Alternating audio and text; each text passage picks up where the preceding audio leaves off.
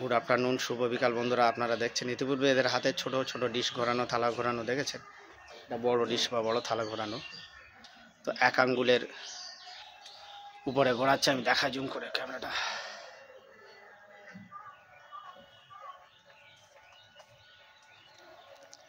Zoom করে দেখাই। দেখেন বন্ধুরা, কিন্তু এক আঙ্গুলের উপরেই ঘোরাচ্ছে। এক আঙ্গুলের উপরে ঘোরাচ্ছে। তো কতক্ষণ পারবে? ঠিক আছে, সাধারণ সুন্দর। বাম হাতে, হ্যাঁ, লেফট হ্যান্ড। ঠিক আছে, খুব সুন্দর।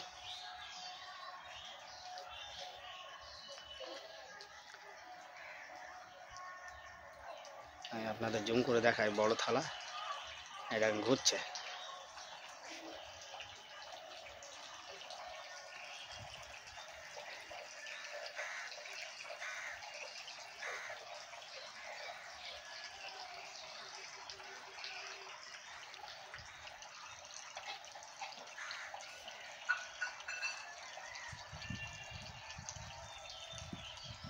পড়বে না, হ্যাঁ, দারুণ তো। ঠিক আছে, খুবই ভালো লাগলো।